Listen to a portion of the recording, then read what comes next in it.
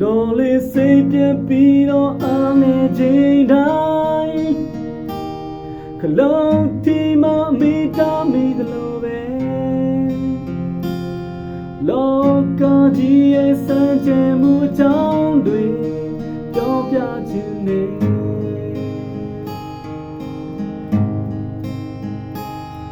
ဝမ်းနေမှုတွေရှိလာတဲ့အခါ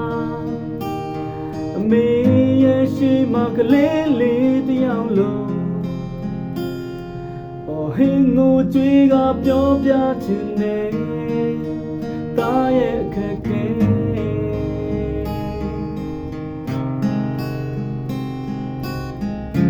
မိမိထားတော့ခဲ့တာ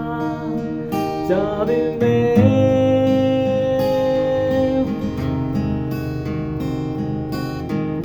တခါတလေတတိယမီ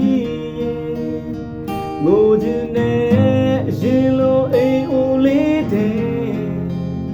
ကျွန်တော်တယောက်တည်းစိတ်ပြတ်အားငယ်အမောင်ရန်နဲ့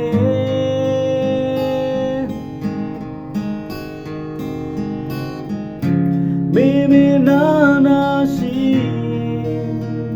ကျွန်တော်လေးဆုံးမစကားလေးရမ်းချခြင်းနဲ့မာယာများတဲ့ဟောဒီလောကကြီးတွေကပြေးထွက်ခြင်းနဲ့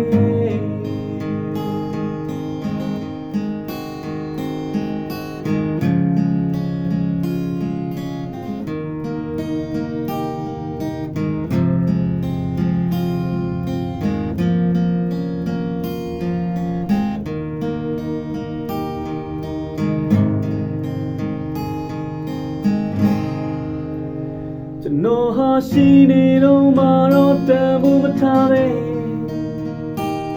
အမေဖြစ်တွေပြောလဲကောင်းလို့ခံမယ်အမေရိုက်နှက်ပြီးတော့ဆုံးမရင်လဲ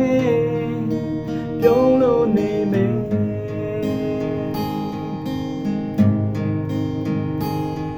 ဖြစ်ချင်တဲ့ရာဖြစ်မလားချိန်တိုင်းအသက်ရှင်ရတာမို့ကြက်လာတယ်အမေသာရှိရင်ကောင်းမယ်ဆိုတဲ့အတွေ့နဲ့တားမြဲရ